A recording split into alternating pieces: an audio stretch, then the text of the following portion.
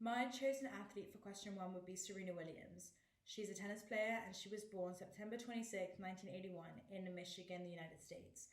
Um, Serena Williams is an American tennis player who revolutionized women's tennis with her powerful style of play and who won more Grand Slams than anyone in history, which is 23 Grand Slams. She turned professional in 1995, and Serena Williams actually broke Steffi Graf's record at the Australian Open in 2017, where she actually defeated her sister Venus Williams. Most frequently, the sisters have been highly credited with the introduction of women's power tennis and the resulting surge of tall, hard hitting players. So, whilst the counter argument would be that, you know, the sport was already destined, there was more to the Williams revolution than size and strength. Together and individually, the Williams sisters built a platform from which to set an agenda on a variety of issues. And Serena quietly became the tour's social conscience, so campaigning for equal prize money at the Wimbledon and the French Open, and a lot of other things. She became the spokeswoman at the time. But Serena Williams had already created a legacy of her own by inspiring more African American children, especially those from low income areas, to play tennis, because that's how Serena Williams grew up. She wasn't privileged enough to, have her own tennis court. She had no accessibility, she had no money, and she built her way up because her dad taught her. So she's inspired many African American and people around the globe, that it's achievable. Over the past year, Serena Williams became the voice for the mothers and future mothers on the WTA tour, for women dealing with postpartum depression and all these changes, because Serena Williams actually won Wimbledon when she was pregnant last year, and she went through all of that, and then she's now back on the circuit. So it's really inspired mothers who want to be athletes, or athletes who want to be mothers, to anything's possible kind of thing. So not only has she made a huge impact in the feminist movement, she's also focused on racism and a lot of the discrimination which African American and different races have in athletics, and also inspiring women in motherhood. And I think those three really tie into sport culture, and I think that she really advocates for that, and she's a really good role model to me and to a lot of other people. For question two, I believe all of the forms of media have impacted society in different ways. The first and most obvious in today's society, in this generation, I would say would be internet and the TV. Thanks to these, sports can now be broadcasted worldwide, and live sports can be accessed on TV, and everything is published on the internet these days.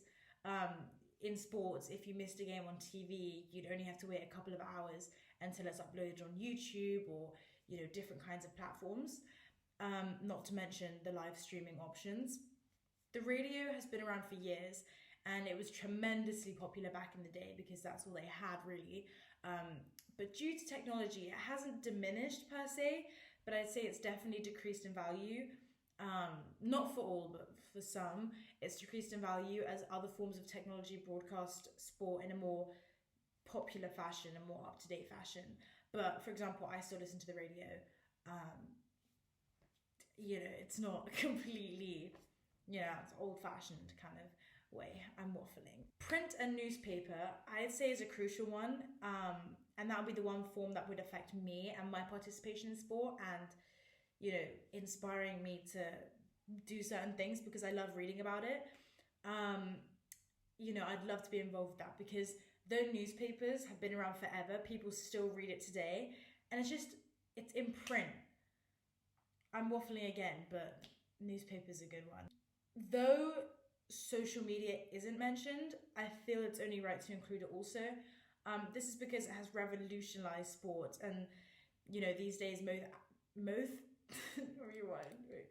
This is because it has revolutionized sport, and most athletes at least have one form of social media these days, and it's a way. There's sponsorships, which is question three, but most sponsorships can be promoted online, and social media is just, taking the world by storm, really. Though it can be positive, social media, in terms of bullying and trolling, it's not good for the sports industry, but I'd say it definitely has more of a positive impact than a negative impact, if that makes sense. For question 3, a sponsorship can and has changed people's lives.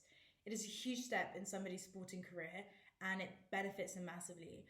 It is also a huge responsibility and partnership that if it were to go wrong, it could be a downhill slope from there, and it could be gone like that. In all forms, sponsorships allow you to reach targeted niche markets without the expense and uncertainty associated with, traditional advertising. Strategic sponsorships can help your business meet multiple marketing goals at once. A sponsorship can shape consumer attitudes. So sponsoring events that, your customers care about and create positive feelings about your brand. So if customers feel you care about the same things as they do, they're more likely to have a positive attitude towards your company. Sponsorships can build brand awarenesses. So, sponsorships with in-kind products are often cheaper than traditional advertising. So if you choose your events carefully, it guarantees you an audience that are in need of your products, unlike traditional media advertisements, which can be seen by anyone. And,